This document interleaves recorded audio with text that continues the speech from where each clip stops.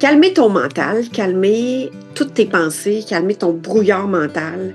Est-ce que tu as des fois l'impression de ruminer? Est-ce que parfois, justement, tu as l'impression d'avoir de la pollution dans ton environnement intérieur, dans tes pensées, dans ce qui se trotte dans ta tête, qui t'empêche de voir clair, d'amener une vision claire, de savoir quel prochain pas tu as à faire et que là, ça amène du stress, de l'anxiété, un tourbillon qui amène une tempête?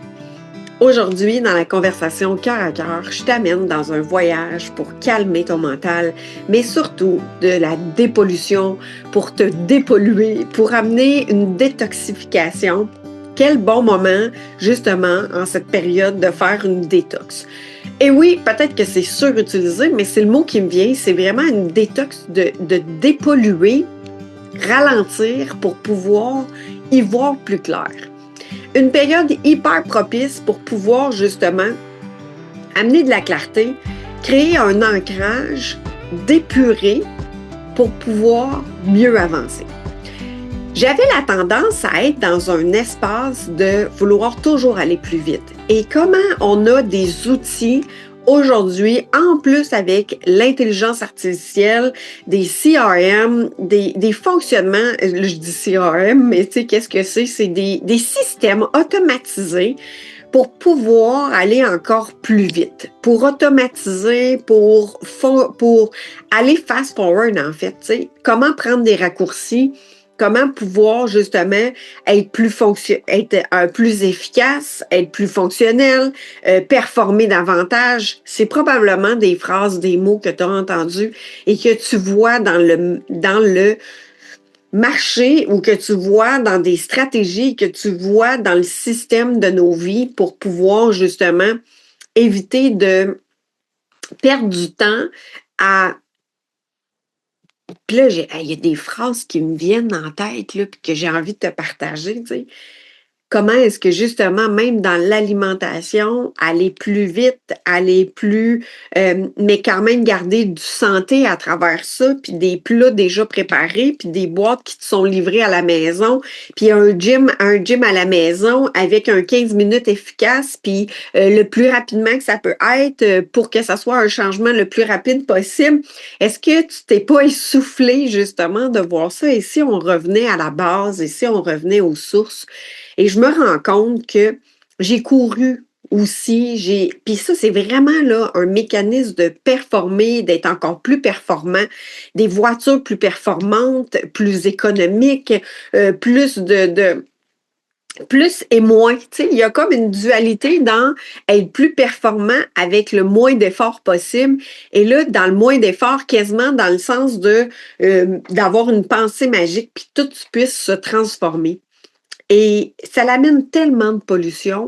Et là, que ce soit dans le milieu des affaires, que ce soit au niveau du travail, que ce soit dans ta santé, que ce soit dans ton bien-être, que ce soit dans le sport, j'observe que c'est comme si il y a une pollution sur ne plus vivre réellement le moment.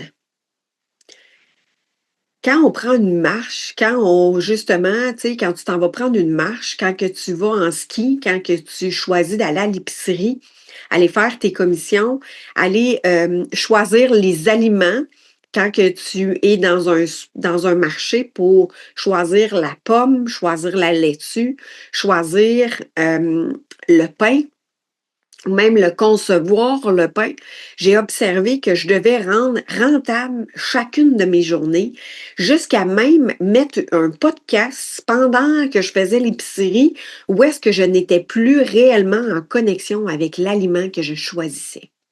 Est-ce que ça t'est déjà arrivé, toi aussi, de voir à quel point tu avais un esprit qui était pollué? Et là, je vous amène dans une observation sans jugement ici, et c'est ce que j'ai réalisé à travers la dernière année, à quel point je voulais rendre mon exercice rentable, mon alimentation rentable, performante, que je voulais avoir tout avec le plus de rentabilité possible, et ça m'a amené à me déconnecter. Ça m'a amené à me déconnecter de l'essentiel, c'est-à-dire du moment présent. c'est intéressant d'avoir toutes ces disponibilités-là en lien avec les balados, en lien avec le podcast. Tu es même en train d'en écouter un actuellement. Et de dire, je vais rendre efficace ma marche, puis je vais écouter un balado en même temps. Et oui, je l'ai fait, je continue de le faire. Mais ici, c'est d'amener de la conscience, de dire, est-ce que je suis en train de m'endormir en faisant ça ou je suis en train d'être vraiment dans la conscience de qui je suis? Est-ce que je suis consciente de ma respiration quand je suis en train de prendre ma marche tout en écoutant un balado? Est-ce que je suis en conscience de mon corps, où je suis dans un automatisme, où je suis dans un pilote automatique? Je ne suis plus à bord de moi. Pourquoi? Parce que je veux rendre rentable encore plus toutes mes actions. Et c'est là qui est devenu un piège parce que je l'ai même exploré assez que je ne jouais même plus avec mon chien Hector. J'étais dans OK, je vais t'amuser, mais j'étais plus présente. J'étais là, j'étais physiquement là en train de jouer au frisbee avec lui, mais j'étais plus présente, pas du tout présente avec moi. Et c'est ce que j'ai observé que dans la dernière année, ou est-ce que dans les derniers mois, dernière année, où est-ce que j'ai dû m'arrêter puis dire qu'est-ce que je dois épurer pour revenir en connexion avec moi? Qu'est-ce que je dois désaturer, détoxifier, déparasiter? Parce que tout est tellement accessible. On a une panoplie de choix, une panoplie de possibilités de rendre encore plus efficace, mais en étant tellement déconnecté de toi qui est l'humain. Et calmer justement ce brouillard mental-là, amener une paix intérieure, m'a amené à revenir au silence. M'a amené à revenir à épurer puis à éliminer des choses, des connexions, des suivis qui m'amenaient à, tu sais, en fait, qui étaient stimulés par vouloir plus. Vouloir plus être performante, vouloir plus savoir plus, vouloir plus pratiquer plus, mais en étant dans une pression de plus, plus, plus, plus, plus, plus. Je ne sais pas si pour toi, ça résonne, ce que je suis en train de nommer. Si tu as fait ce ménage-là ou si ça l'a amené une classe, tu sais, si tu es là-dedans, dans ce tourbillon-là, puis tu as l'impression, en fait, la sensation que ça me faisait vivre, c'est la sensation d'être perdu. Plus j'avançais dans la boulimie de connaissances, plus j'avançais dans la boulimie de pratique même, de vouloir pratiquer encore plus, m'a amené à performer. Et on dit, tu sais, j'entendais, faut incarner, pratiquer, mettre en application, et même mettre en application, je me suis mis de la pression. Et même vouloir pratiquer les enseignements de la pleine conscience, les enseignements d'être présent à soi, les enseignements de calmer son mental, les enseignements de vouloir justement être le changement que je veux voir dans le monde, je me suis mis de la pression. J'ai voulu performer même dans cet espace-là.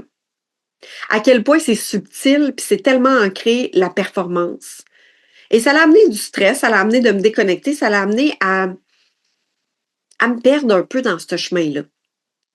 Et qu'est-ce qui a fait en sorte dans la dernière année qui a ramené au centre de toutes mes actions? Ça l'a été, est-ce que je suis consciente de moi? J'ai été plus dans le bois. J'ai écouté moins d'affaires. J'ai choisi ce que je choisissais d'écouter.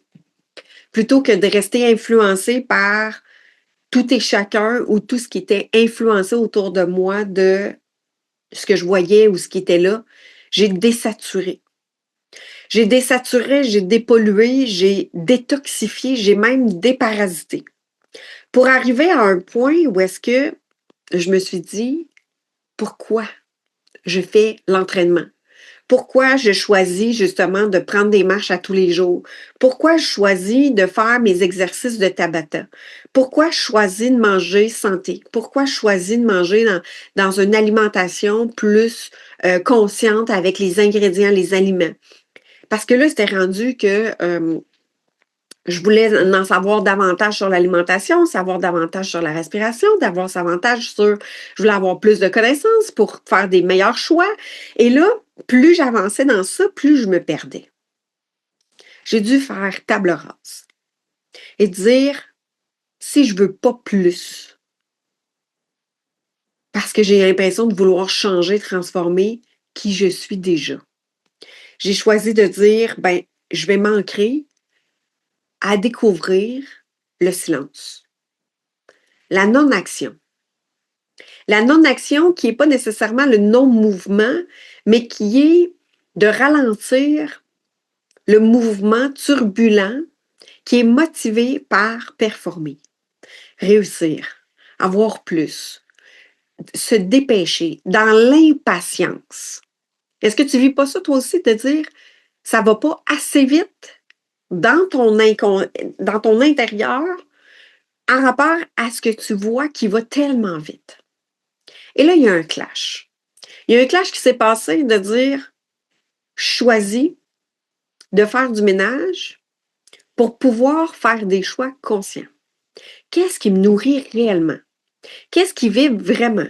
Puis j'ai sélectionné tout dans mon environnement et j'ai fait le choix de dire qu'est-ce qui fonctionne pas, qu'est-ce qui me nourrit, qu'est-ce qui nourrit ma performance, qu'est-ce qui nourrit mon bien-être, qu'est-ce qui me fait sentir encore mieux, qu'est-ce qui me fait sentir parasité, même à figer, puis à devenir tellement addict que il y a des éléments dans ce que j'écoutais ou de ce que je me nourrissais qui faisaient en sorte que, tu sais, l'addiction, là, que tu es comme en manque, puis tu en veux encore plus, mais que finalement, ça devient une addiction, une dépendance, plutôt que ça soit nourrissant, puis que ça soit rassasiant, puis que ça soit vraiment expansif à l'intérieur de toi.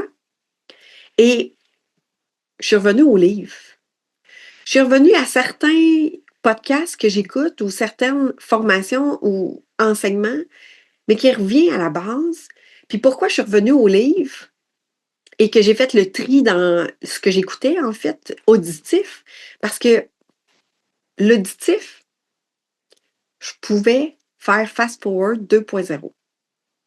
Je pouvais le mettre tellement rapide que mon cerveau y absorbait tout, puis que j'assimilais tellement que j'en voulais encore plus, encore plus, encore plus, encore plus. Il y avait comme une adrénaline qui était stimulée par l'addiction du fast-forward 2.0 dans la rapidité de ce que j'écoutais. D'écouter un livre, d'écouter un podcast, d'écouter un truc audio qui m'amenait à le mettre à 2.0 pour pouvoir aller plus vite. Imaginez, c'est allé jusque-là.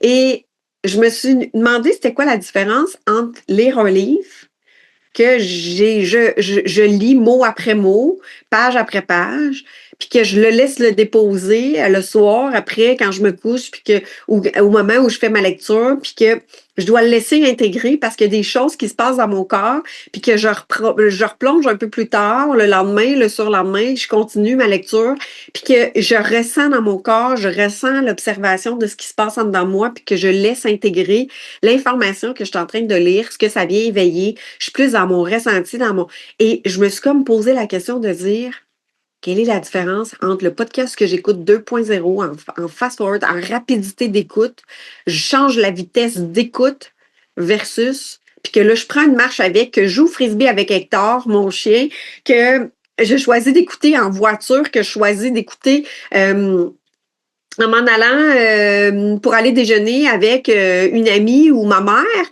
versus quand je m'arrête réellement, que je prends mon livre, que j'ouvre les pages, puis je fais la lecture. C'était tellement pas pareil. C'était tellement pas la même sensation à l'intérieur de moi. C'était tellement pas la même intégration que j'ai fait le choix de revenir à écouter quand j'écoute un podcast ou quand j'écoute un livre audio, de prendre le temps de m'imprégner et de ne pas changer la rapidité de l'auditif, mais pas à 2.0 en tout cas, pour que ça soit un débit d'intégration, d'observation. Et c'est devenu un piège d'écouter des trucs auditifs. Puis là, je cherchais des livres audio, je cherchais des espaces auditifs encore plus. Pourquoi? Parce que c'était devenu une consommation plutôt qu'une intégration. Et mon corps assimilait quand même. Mais j'étais dans une fast track de l'influence de notre environnement extérieur, de tout va trop vite, tout va tellement vite. Puis là, je dis trop, mais en fait, c'est que ça allait trop pour moi et que c'était un rythme que je devais ralentir, qui était une nécessité de ralentir pour en revenir à l'essentiel, à la dépollution. Et c'est là que je t'invite aujourd'hui dans cet épisode de dire qu'est-ce qui me demande aujourd'hui d'observer dans mon quotidien à dépolluer. Qu'est-ce qui est devenu une pollution pour moi, qui au départ était stimulant, qui était super riche, puis qui était un outil de prédilection qui m'amenait à justement me nourrir, à apprendre, à connecter, à vibrer tel ce que je partage avec vous aujourd'hui. Mais que c'était tellement accessible que ça en est devenu une dépendance, une addiction, puis une boulimie.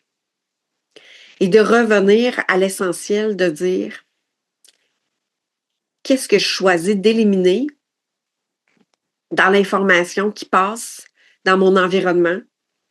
Et là, ça peut être des gens, ça peut être des conversations avec certaines personnes, ça peut être aussi de ne pas avoir le cadre de dire je prends l'espace pour moi et de te laisser envahir. Ça peut être un espace où est-ce que tu dis je m'arrête dans ma semaine des moments où est-ce que je prends le temps justement de me déposer à l'intérieur de moi, de revenir en moi et de faire justement cette lecture-là qui me nourrit tellement, qui me permet d'être en connexion avec mon corps, avec mon être, d'aller prendre des marches en forêt, mais vraiment dans la présence, conscience de toi, de ton être. Pas pollué d'un auditif, pas pollué d'un ajout supplémentaire, mais d'être simplement en connexion avec la fréquence de la nature. Et c'était rendu que j'étais dans une marche à certains moments où est-ce que j'étais déconnectée. J'étais là, j'étais présente, je me disais, je me racontais l'histoire que ça me faisait du bien tellement, mais que j'allais alourdir tout cet environnement-là avec plein d'autres affaires. D'amener mon livre de lecture, d'amener mon auditif pour être capable d'écouter quelque chose, d'amener mon livre d'écriture pour dire, ben, je vais m'arrêter puis écrire en plus. Je me mettais de la pression de faire tellement de choses. Et au cours de l'année passée, j'ai éliminé dans mon sac des choses que je faisais par automatisme, par vouloir plus, par performance, pour épurer, épurer, épurer. Et ce que ça a créé, c'est que ça a créé plus d'espace en moi. Plus d'espace où est-ce que tout est devenu plus léger, plus de calme dans mon mental, plus de connexion avec mon cœur, plus d'ouverture avec mon cœur, plus de ressenti dans mon corps. Et je t'invite à observer justement ce que ça peut créer d'amener une dépollution. Un élément à la fois. Choisis un élément que tu dis, ça, je vais l'éliminer parce que ça me pollue, tu sais. Peut-être que c'est de prendre plusieurs cafés par jour pour toi. Peut-être que c'est le sucre. Peut-être que c'est, pour toi, justement, c'est des rencontres ou des gens que tu suis sur les médias sociaux, des émissions que tu écoutes, des espaces que tu ne te donnes pas le droit de dire non ou de dire c'est trop ou de dire je fais le ménage de tout ça et de voir justement en éliminant certains éléments, choisir-en un et d'en intégrer un nouveau qui te fait du bien. Et pour moi, qu'est-ce qui me fait du bien? Ça a été justement de revenir à la respiration consciente, d'intégrer un peu plus de méditation, un peu plus de marche consciente en éliminant de dire je veux rendre ma marche productive, plus efficace et de mettre un podcast en écoutant, en prenant ma marche, mais d'être encore plus en connexion avec mon corps, en connexion avec ma respiration, en connexion avec Hector, que je prends ma marche avec, qui est mon animal, en fait, le chien qui m'accompagne et que je l'accompagne et d'être vraiment en qualité de présence avec lui. Parce que je me disais, des fois, dire je vais aller prendre une marche pour lui parce que je veux le dégourdir, mais en même temps, c'est comme si moi, j'étais pas présente. Donc, comment je peux être présente avec moi dans la marche avec Hector? Et c'est là que c'est devenu de plus en plus nourrissant. Et je me revois cet été où est-ce que j'ai marché dans des sentiers, où est-ce que je suis partie avec mon sac à dos, avec une gourde d'eau, avec Hector, et où est-ce que j'ai vu justement la magie de la nature, entendre les sons, me laisser imprégner, en fait, faire un soin de mon corps en étant simplement en présence avec lui dans la forêt. Et là, cet hiver, de prendre des marches où est-ce que j'entends la neige craquer en dessous de mes pieds, de sentir le vent sur mon visage qui, en soi, est un soin. C'est une séance thérapeutique pour le corps. Ça l'amène un soin global dans ta santé personnelle.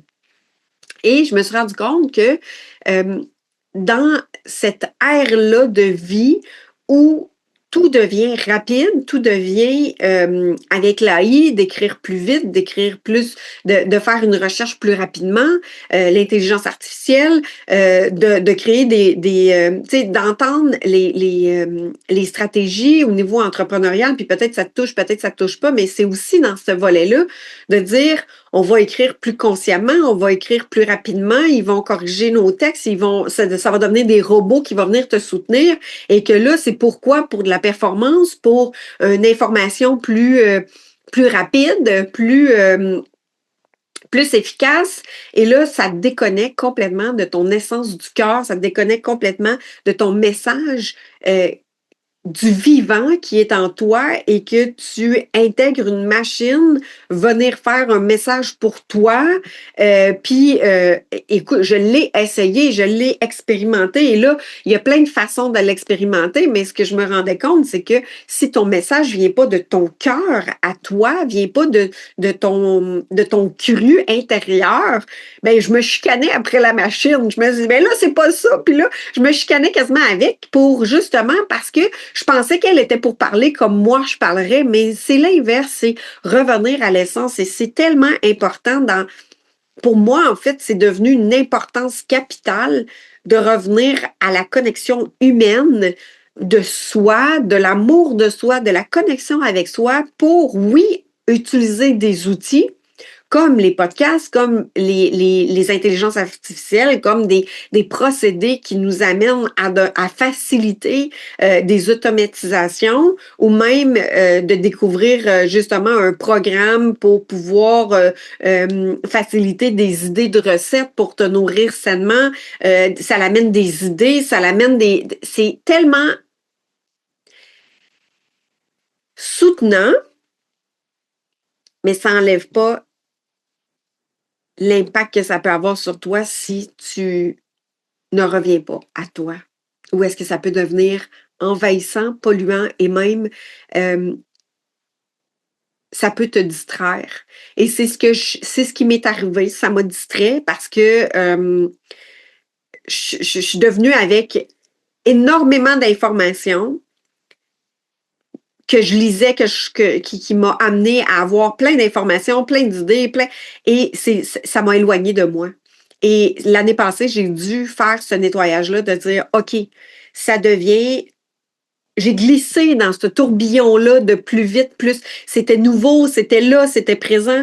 Puis c'est devenu tellement un tourbillon qui m'a amené à m'éloigner de moi pour revenir à moi. Et ça a été un plus beau cadeau de dire, ben je me perds dans ce chemin-là. Je sais plus qui moi je suis et quel est mon message essentiel. Et c'est de revenir justement à épurer. Et ce qui a toujours fonctionné pour moi et ce que je me rends compte, c'est que dans la frénésie du nouveau, dans la frénésie du tourbillon de tout le monde le fait, dans la frénésie du tourbillon de c'est de plus en plus présent, ça devient comme squeezant intérieurement dans, ben je vais l'essayer, je vais l'expérimenter, je vais voir quelle expérience que j'en fais et finalement, je me rends compte que c'est facile de se laisser polluer, c'est facile de se laisser...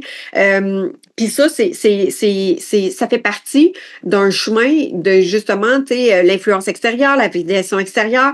C'est pas à l'abri de nouvelles technologies ou bien même de nouvelles influences extérieures sur des plateformes, des ressources. On en a de plus en plus, des accès à des ressources, des télévisions en rediffusion, des épisodes en rediffusion, de la musique que tu as accès comme jamais on a eu accès, mais ça nous amène à avoir encore plus d'informations accessibles.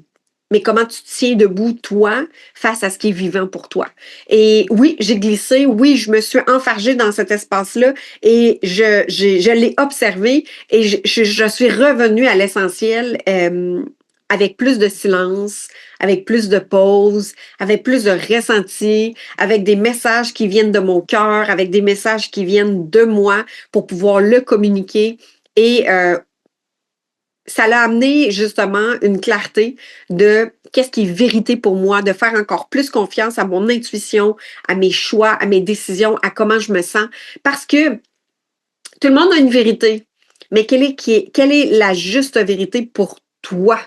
Et plus le chemin avance dans ce tourbillon-là, plus j'ai ancré, puis que j'ancre encore plus cette intuition-là, cette conviction-là dans mon intuition, dans ma foi, dans mon ressenti, dans mon savoir intérieur, plus tu tiens droit dans la tempête, plus tu deviens droit dans cette pollution-là qui peut être extérieure, mais qui ne vient pas te toucher. Pourquoi? Parce que tu tiens ton espace d'épuré, tu tiens ton espace de choix, de pouvoir personnel, de décision. Et c'est tellement dans cet alignement-là que l'année commence dans épurer encore plus, amener une conviction pure, de revenir à qui je suis et qui toi tu es.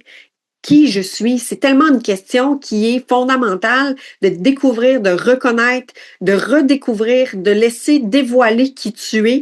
Et ça l'a passé par un tourbillon, ça l'a passé par des tempêtes, ça l'a passé par épurer, ça l'a passé par reconnaître, ça l'a passé par justement m'éloigner, dans le fond, de créer un chaos qui a amené justement le ménage. Parce que quand on fait du ménage, là, rappelle-toi, quand tu fais du ménage dans tes tiroirs, quand tu fais du ménage physique dans ta maison, dans ton appartement, dans ta voiture, à quel point, à un moment donné, là, ça a l'air d'un chaos. Ça a l'air tout à l'envers, encore plus que quand tu as commencé. Parce que quand tu as commencé, c'était dans un tiroir, c'était dans un garde-robe, c'était tout placé. Puis c'était pas tout sorti sur le plancher pour que tu puisses trier, faire des choix, faire du ménage, de dire ça je le garde, ça je le garde pas, ça c'est encore bon, ça c'est plus bon. Et à un moment donné, quand tu observes ton ménage, puis ça m'arrive tellement souvent où est-ce que justement mon chum il arrive quand que je commence à faire du ménage, quelques heures après que j'ai commencé, il arrive puis là il me dit ben voyons donc, c'est donc bel bordel. Et là, c'est tout à l'envers, c'est la catastrophe, c'est le chaos, c'est le ça a l'air d'un chahut complet. Et à un moment donné, t'en perds quasiment de savoir où t'es rendu. Et là, tu reviens à un deuxième souffle. Une fois que tu as arrêté, tu arrives dans un souffle de ben là, je suis un peu perdue dans tout ce ménage-là. Ben voyons donc, quasiment un découragement tellement c'est tout à l'envers parce que tu es en train de faire le ménage. Et là, le point de bascule arrive. Et là, tu commences tranquillement, tu prends un double souffle, un deuxième souffle et tu respires, tu vois tout clair, puis là, tu commences à replacer, à refaire le ménage, à dire ça s'en va, ça va être au recyclage, ça va être à aller donner, ça va être à aller reclasser. Et là, tu commences tranquillement à refaire le ménage, à devenir un peu plus clair, un peu plus clair. Et à un moment donné, il y a de l'espace qui se crée. Et il y a un souffle, un troisième souffle qui revient. Ah, et là, tu peux respirer et là, tu y trouves une clarté et tu fais des choix. Et une fois que tu as tout rangé dans ce qui était juste et aligné pour toi, tu fais comme ah là, c'est le bon moment, je peux repartir. Et ça a été ça, l'année 2025, ça a été ça dans les derniers 6 mois, dans les dernières années, où est-ce que, ici, aujourd'hui, je reviens avec un épisode qui m'amène à dire qu'est-ce qui demande à revenir à toi, que ça en est devenu un outil qui est devenu polluant finalement et que ça demande à faire un certain ménage, une certaine clarté et un tri. Un tri pour revenir à l'essentiel parce que nos ancêtres nous ont légué quand même une source tellement importante, le retour aux sources. Et cette phrase-là, du retour aux sources à l'essentiel, c'est-à-dire le soi. C'est toi qui as le pouvoir, c'est toi qui choisis, c'est toi qui décides. Et plus tu vas amener de l'amour à l'intérieur de toi, du respect à l'intérieur de toi, de t'observer, de te connaître, de mieux te comprendre, moins on se laisse envahir, en fait, par le regard extérieur, moins on se laisse envahir par la pollution extérieure, moins on se laisse manipuler par qu'est-ce qui est à l'extérieur de nous, parce que plus on se connaît soi, plus on s'aime, plus on marche le chemin de l'amour de soi, plus nos pas sont dans un ancrage profond, qui ont une racine puissante qui peut fleurir.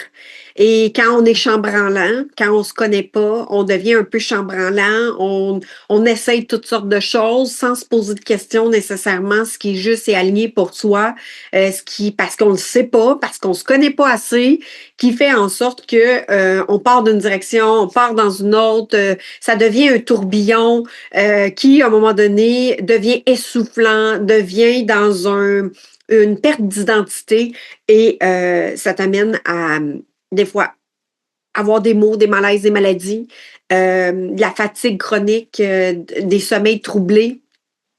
Et aujourd'hui, c'est ce que j'avais envie de te partager. Comment est-ce que tu peux amener plus de calme intérieur? Qu'est-ce qu'il y a de besoin dans ta vie, dans ta présence, dans ce qui est vivant en toi, de demander, de justement faire confiance encore plus à ton intuition, à tes choix intérieurs pour dépolluer ton environnement de ce que tu peux voir, de ce que tu as laissé envahir et de reprendre ton pouvoir, de rechoisir, de décider pour toi dans ce qui est léger, dans ce qui est vivant, dans ce qui est nourrissant. Et ça l'amène peut-être à avoir moins d'activité dans le faire. Puis c'est ce que j'ai réalisé, puis je l'ai longtemps jugé, cet espace-là, parce que je me valorisais dans le faire, je me valorisais dans les accomplissements qui étaient visibles. Et des fois, c'est de moins faire et plus d'être que quand que tu choisis d'être dans le mouvement, dans l'action. Et ici, ralentir, c'est pas d'arrêter. De ralentir, c'est pas de procrastiner. On n'est pas là-dedans du tout. On est vraiment dans l'action consciente alignée qui est nourrissante, mais amène un effet d'impact dans chacune des actions.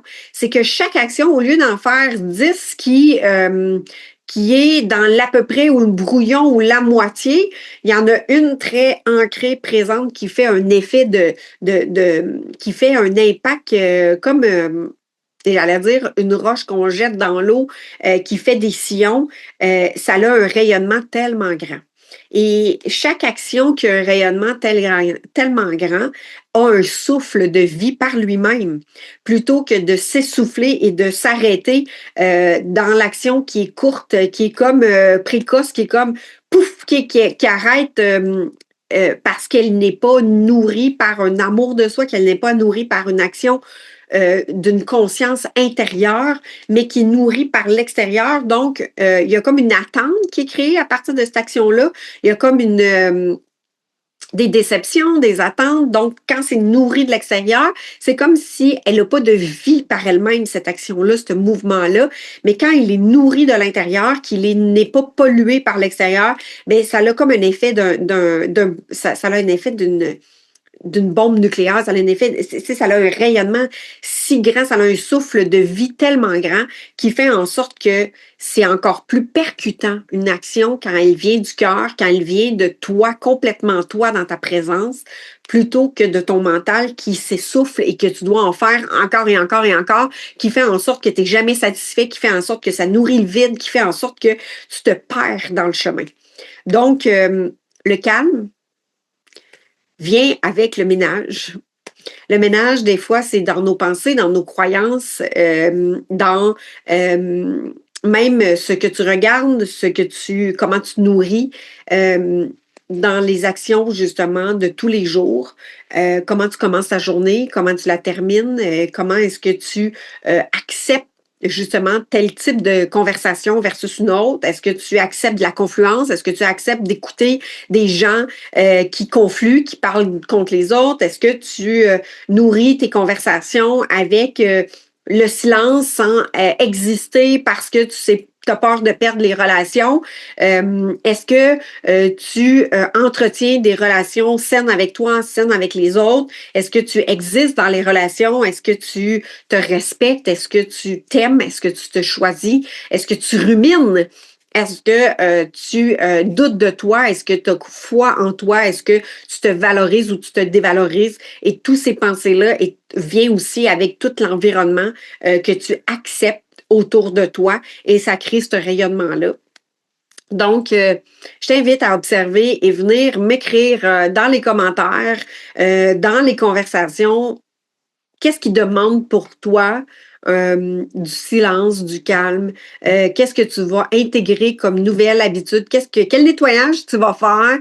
Viens l'intégrer dans la conversation pour pouvoir justement l'ancrer, décider avec toi-même, venir être soutenu dans un environnement où est-ce que tu es aussi soutenu pour pouvoir le nommer à voix haute, pour pouvoir t'engager, te commettre dans ce choix-là, dans cette décision-là.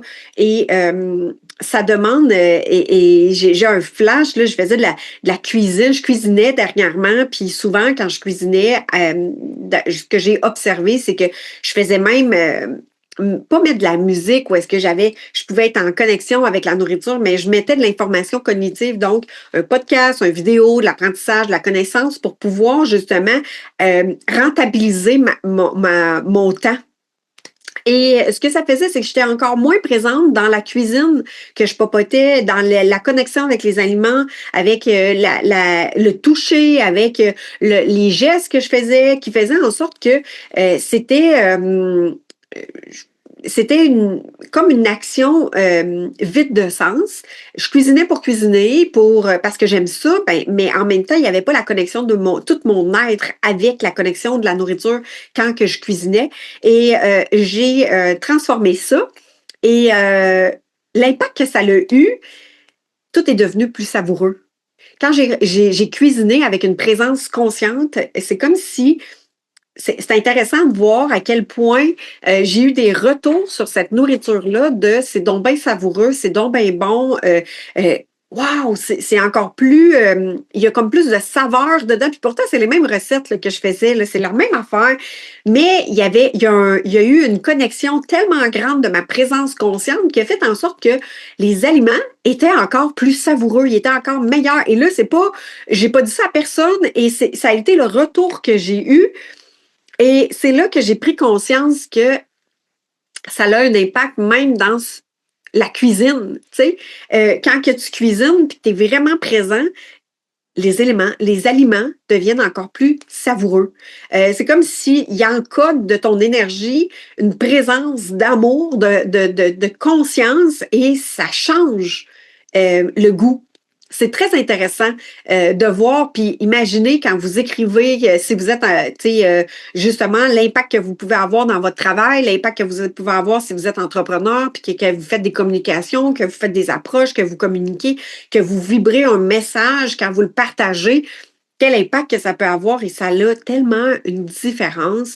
Et c'est là que je ramène retour aux sources, retour à la présence conscience. Et dernièrement, j'ai vu des photos de, de nos ancêtres, si je peux le dire comme ça, en 1930, en 1950, quand les radios ont sorti, où est-ce que les gens se regroupaient autour de la radio pour écouter et ils n'étaient pas en train de prendre une marche, en train d'écouter. Là, on a une accessibilité tellement grande. Et oui, tu peux faire des choix conscients d'aller écouter un podcast tout en prenant une marche en faisant ton entraînement et de rentabiliser ce moment-là. Je suis tout à fait d'accord. Mais quand ça devient un bascule de je suis même plus consciente de mon corps, c'est comme si tu l'amènes dans un automatisme et là, ça l'amène une déconnexion complète et ça n'a pas le même effet à l'intérieur de toi, même dans ton entraînement ou dans ta marche. Ça n'a pas le même bienfait, finalement. C'est comme si tu devrais prendre 3 marches pour avoir le même bienfait qu'une seule en présence conscience. C'est comme si, finalement, l'action que tu as voulu faire, qui est plus rentable, était moins efficace. Complètement, moins efficace. C'est comme s'il y avait une demi-saveur plutôt qu'une 100% saveur. Fait que ça en prend plus pour que ça te nourrisse finalement. Donc, bonne réflexion à travers ce parcours. Si tu ressens que tu as besoin d'être soutenu, que tu as besoin d'être accompagné justement pour la découverte de toi, pour découvrir encore plus qui tu es, dans le qui je suis, il y a la possibilité de rejoindre un groupe qui s'appelle Cœur et âme, justement, Être soi, qui a un soutien à travers ce groupe-là qui est complètement gratuit.